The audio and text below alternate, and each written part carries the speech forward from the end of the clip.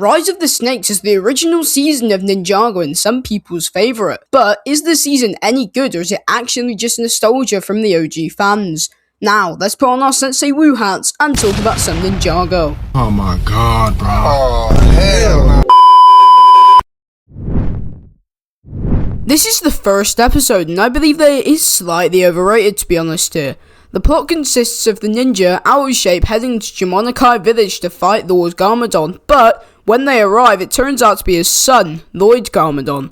The ninja make quick work of him and they give him a nasty wedgie on some random street pole. The ninja then find a prophecy in Woo's bag, which Kai took by mistake. The prophecy states one ninja will rise above the rest to become the destined green ninja that will defeat the Dark Lord. The ninja decides to go to the monastery and do a tournament, with the winner being the green ninja. Meanwhile, Lloyd has opened the Hypnobride tomb. He's confronted by the general, who quite stupidly hypnotized himself and allowed Lloyd to take control of him. The tournament ends with no winner after Kai must burn the monastery down, which is great foreshadowing, by the way, for the next episode. Woo stops the fire and then the ninja are alerted by Woo that Lloyd is attacking Jimonokai village with the serpentine. The ninja arrive to see that Woo was correct as the serpentine flood the village. Using some good teamwork, the ninja stop Lloyd from stealing all the candy and he tells the serpentine to retreat. Using the venom of the Hypnobride staff, he takes all of the people out of the serpentine's spell. This episode ends with Scales, the second in command, revealing he's able to hypnotize Cole. And I think, to be honest, this episode suffered from some animation errors, especially from the vocal point of view. The plot was fine, nothing too special, so overall, I think episode 1 was pretty decent. This episode was actually really good, which gives us lots of iconic moments. The plot consists of the ninja getting annoyed at Zane all the time, calling him weird. This extends to where Zane makes dinner but comes out wearing a pink apron. Everyone laughs at him and there's a huge food fight, which, to be honest, must have been pretty offensive for him after the effort he just put into making dinner. He sees a falcon outside and follows it to where it leads him to Lloyd's new treehouse base thing. Zane then gets the ninja to follow him in the morning and they all sneak to the treehouse and plan to destroy it. Once they're about to, Scales gets control of Cole, who is about to destroy the treehouse while the ninja is still on it. As Cole is about to, Woo plays the sacred flute, which ends the effects of the serpentine and hurts them. Scales and the Hypnobride general fight in the Sliver Pit to determine the new general of the Hypnobride. Scales wins the fight and banishes Lloyd. This episode ends with Zane returning to lead the ninja to the Destiny's Bounty, which is one of the most iconic things about Ninjago. This episode is really good and I love the family dynamic here with Zane. Let's move on. I actually like this episode a lot too. The plot consists of the ninja settling into the Destiny's Bounty. Woo makes them clean the ship, but they end up using spinjitzu to get the job done much quicker. While this is happening, Jay gets a visit from his parents, Ed and Edna, who are probably some of the funniest side characters in the whole show. They embarrass Jay every chance they get before inviting everyone back to the junkyard. Meanwhile, Lloyd opens the Fang tomb, hoping to build another army after being kicked out of the Hypnobride. Unlike the Hypnobride, the Fang actually agree to work with him, and they begin building their army at Ed and Edna's junkyard. The Fang can bite almost anything and turn it into a snake. During the attack, they turn Jay's parents into snakes and even transform Ed's giant robot into a giant snake robot. The ninja arrive to stop them and have to fight the massive machine before realizing the antidote is in the Fang staff. They manage to retrieve the staff using their golden weapons vehicles and force Lloyd and the Fang to retreat. The episode ends with the ninja flying away peacefully on the bounty. Overall, I think this episode is pretty enjoyable. The action is a step up from the first 2 episodes. I like the Fang quite a lot, so not too bad.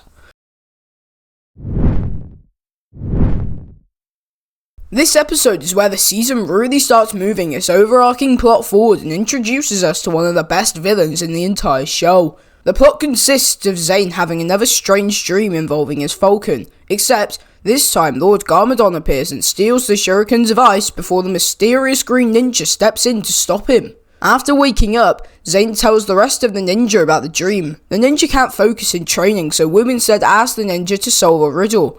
The riddle is, what is the best way to defeat your enemy? The ninja don't know and must train until they get it right. Meanwhile, Lloyd and the Fang come across the Hypnobride, but instead of fighting like Lloyd expects, the two tribes greet each other as allies. After being kicked out, he heads to the Anacondrae tomb, the most dangerous serpentine tribe. The only Anacondrae left is Pythor P. Chemsworth, who claims to be the last surviving Anacondrae. Pythor quickly gains Lloyd's trust after seeing he has the map of dens, which shows the location of all the serpentine tombs. The two head to Darkly's boarding school for bad boys to get revenge on the kids who made Lloyd's life a living hell. The ninja arrive as Pythor abandons Lloyd along with stealing the map of dens. Rather than punishing Lloyd, Wu comforts him and tells the ninja the best way to defeat your enemy is to make them your friend. That's it for this episode, and I enjoyed it quite a lot. The iconic introduction of Pythor is of course so cool, and I just love the Wu quotes in this season, man. Overall, another good episode.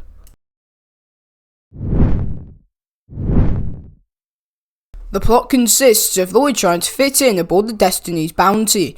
Under Wu's instructions, he spreads rumours between the ninja, causing them to argue over things like Kai's game score, Cole's soup, Jay's training robot, and Zane's now pink gi. Wu then reveals that it was all a lesson about how dangerous rumours can be. Before they can move on, Nia reports that Pythor has awakened the final two serpentine tribes. Wu splits the ninja into two teams, with Kai and Jay heading to the Venomari tomb, while Cole and Zane investigate the Constructive tomb. Zane and Cole discover the legend of the Great Devourer and the four fang blades, while Kai is hit by Venomari venom and begins hallucinating throughout the mission. The ninja eventually reunite but are trapped by the serpentine before a mysterious warrior known as Samurai X arrives in a giant mech to save them. Samurai X then puts the ninja to sleep before disappearing to keep their identity a secret. Back on the bounty, Lloyd blames himself for releasing the serpentine, but Wu reminds him they can't change the past, only the future. Soon after, the bounty detects all 5 serpentine tribes gathering beneath Ninjago City. The ninja investigate the sewers where they find the tribes together. Pythor cleverly is trying to unite them by introducing the Fangblade hunt to release the Great Devourer.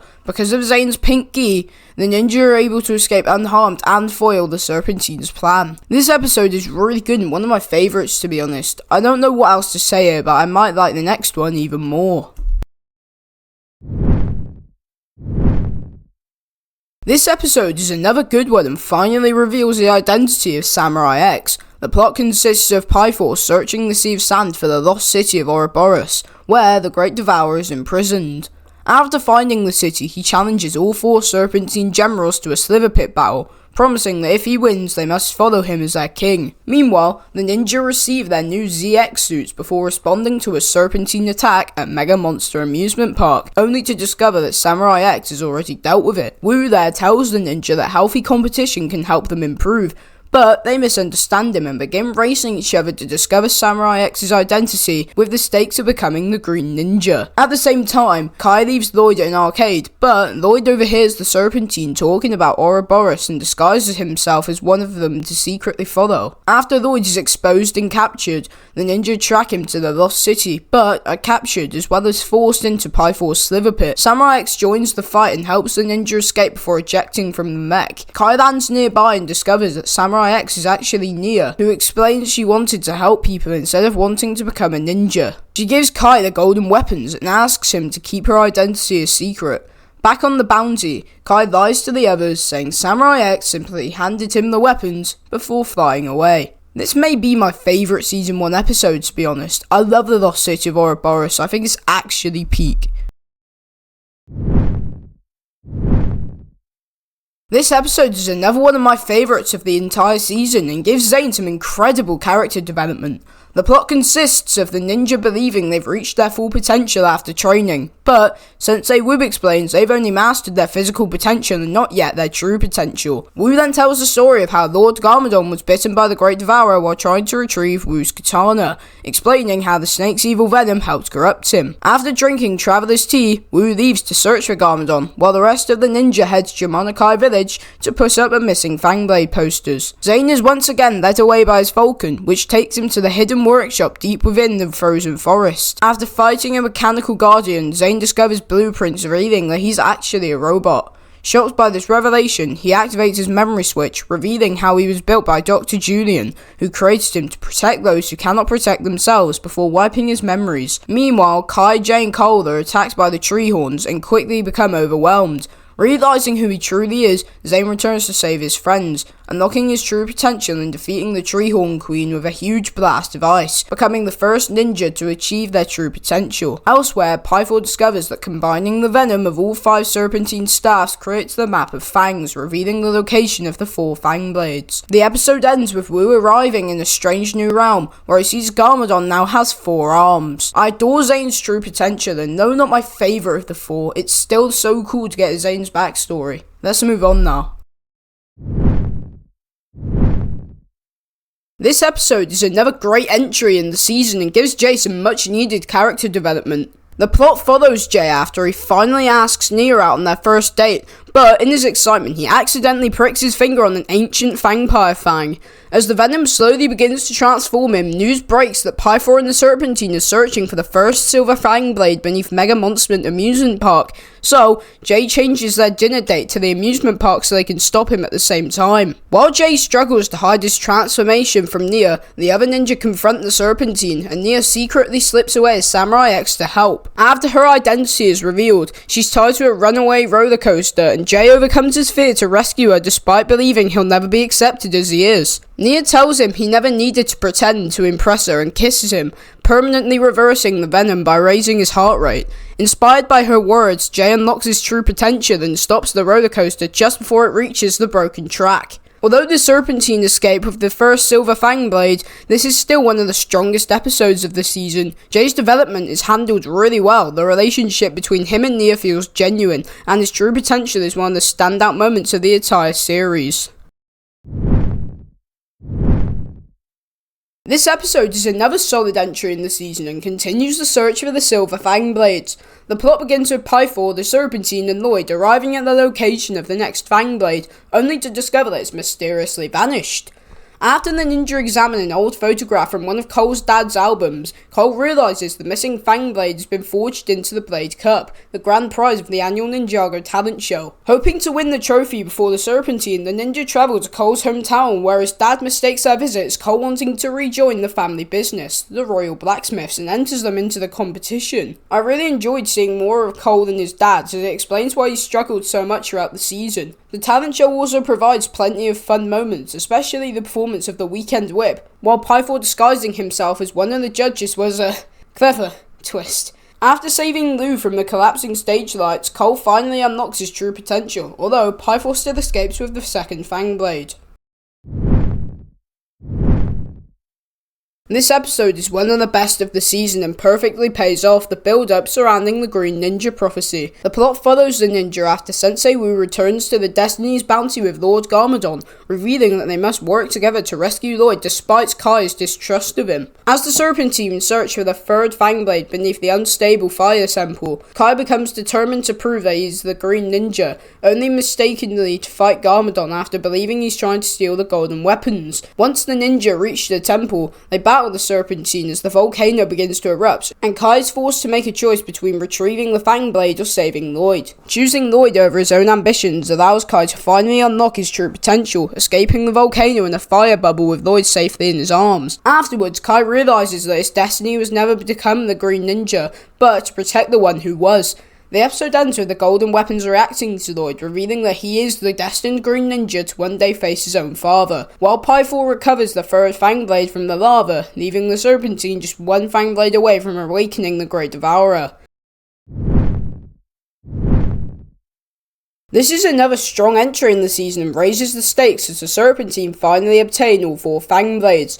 The plot follows the ninja after they discover Pythor, who's nearly completed his hunt for the fang blades, leading them to infiltrate the Serpentine's underground fortress and attempt to steal the other 3 back in their possession. Despite each ninja using their abilities to counter the Serpentine's powers, they're eventually captured just as Pythor returns with the 4th fang blade. Meanwhile, Lloyd begins his first mission as the Green Ninja after arguing with Lord Garmadon, but quickly finds himself outmatched when he's confronting Pythor. However, Garmadon arrives with the skeleton army to help the ninja escape, allowing them to recover all 4 fang blades before retreating aboard the Destiny's Bounty. Before leaving, Garmadon shares an emotional goodbye with Lloyd, admitting that he's proud of his son despite knowing they're destined to face each other in the final battle. Although the ninja believe they finally won, the episode ends with Pythor secretly sneaking aboard the Destiny's Bounty, setting up the dramatic finale. Overall, I think this is another great episode and a great build up to the final 2 episodes, to be honest. Speaking of, let's get to them.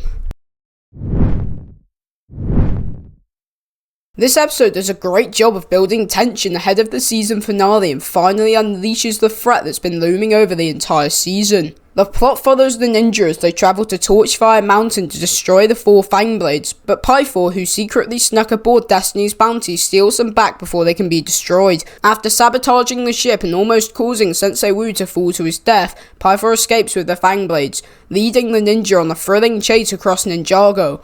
The pursuit eventually reaches Ouroboros, where Sensei Wu confronts Pythor while the ninja race to stop the ritual. However, they arrive too late, and Pythor succeeds in awakening the devourer. This is the perfect build-up to the final episode and definitely one of the best of the season. Let's go on with the finale. This season finale is an excellent conclusion to the Serpentine storyline and easily one of the best episodes of the entire series. The plot follows the ninja after the Great Devourer is unleashed. It forces them to flee after it destroys the Destiny's Bounty and eats Wu and Pythor. It continues to grow strong with everything it consumes. Realizing they have no chance of defeating it with their current weapons, the ninja build the ultrasonic raider in an attempt to recreate the sacred flute's melody, discovering that the devourer has a weak spot on the top of its head. However, despite their efforts, the monster reaches Ninjago City, where the ninja make a final stand alongside Nia, Lloyd, and the newly formed Ultra Dragon.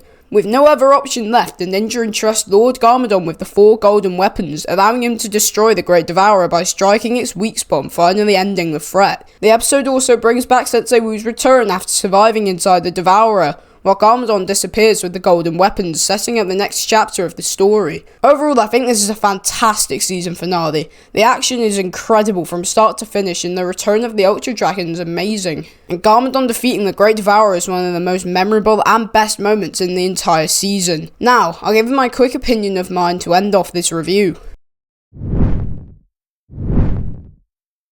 Season 1 is one of my favourite seasons, and for good reason. Though I'm an OG fan, I can confidently admit the animation and voice errors can be what partly brings this season down. But, to be honest with you, I'd argue that it doesn't matter in the fact that this is one of the best plots ever for Ninjago. The villains in the Serpentine are fantastic and also one of my favourites. The true potentials are great and all look beautiful. The final battles peak and that Garmadon scene is truly phenomenal. I can't think of much else to say here, but I adore Season 1. Definitely a case of nostalgia there for me, but added to the peak of the season is what makes this season so incredible for me. Now, let me know what you think of Season 1 down in the comments. Don't forget to go subscribe to the rest of the Ninjago community on YouTube. Thank you so much, see you later.